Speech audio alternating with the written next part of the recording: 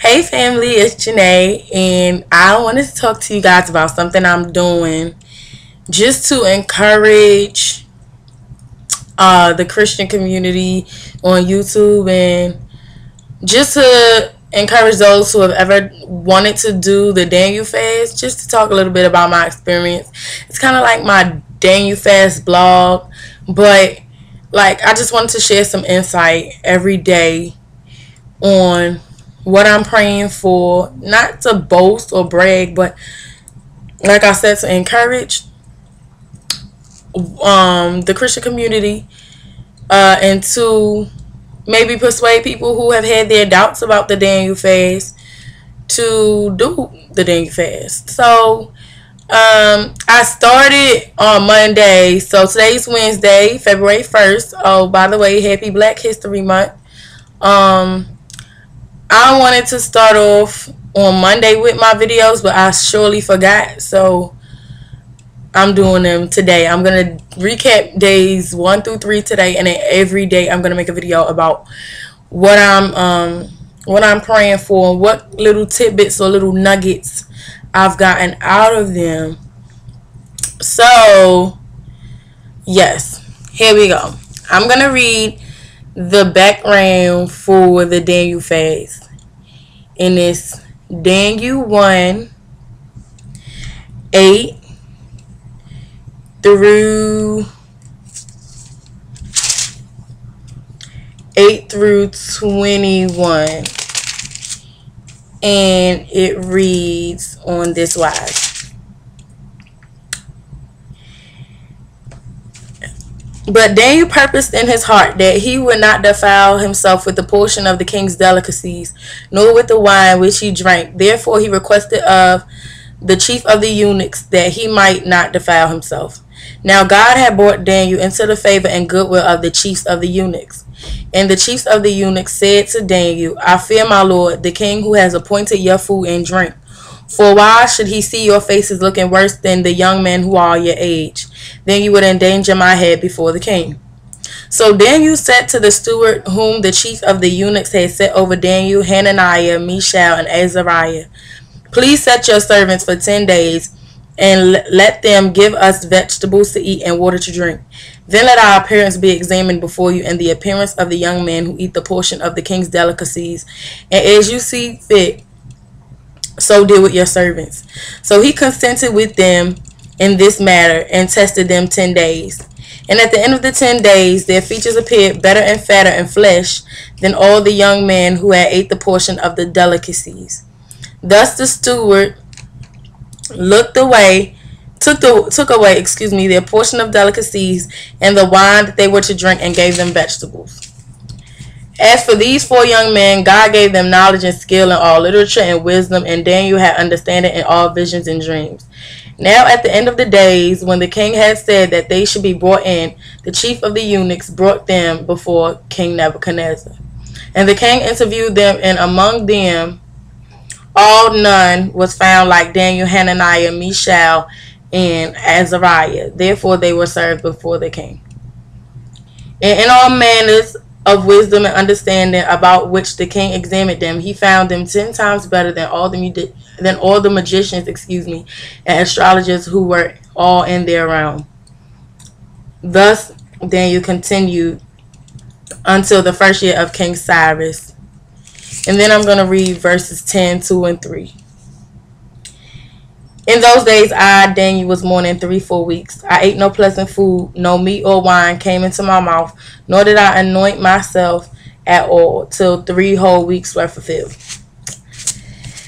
These scriptures are basically symbolizing the willingness of Daniel and his friends to commit to the will of God, basically. Like, the king wanted to serve them the finest meat, the finest wine, so that they can be strong and serve.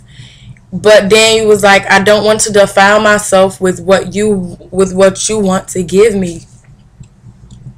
But I choose to do what I was raised to do, and that's to follow my eating customs. And being that you guys don't follow that, I'm going to do what I need to do. And in his case, it was eating vegetables, eating grain, and drinking water, to prove that not only will they be stronger than the men that eat the king's meat, but they will be wiser and will have more understanding and more knowledge than those who eat the king's meat.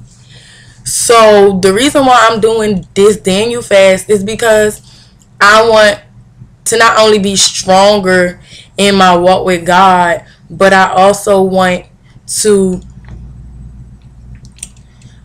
be wiser, and I also want to gain more knowledge and understanding of his word. So here's a recap of days 1 through 3. Day one was hard because I like meat. I love to eat pork, chicken, beef, turkey. I love it all. I really wanted to give it, I really wanted to give it up after the first day, but my prayer for day one was that I submit. That I submit to God and submit to his will and learn how to submit to others above me or people who I'm in close contact with. Day two, I basically pray for like understanding to go about things. Sometimes we don't know how to go about things. Sometimes we need that extra push. Sometimes we need that guidance. So I was in need of that. So I was asking God to just give me that extra boost.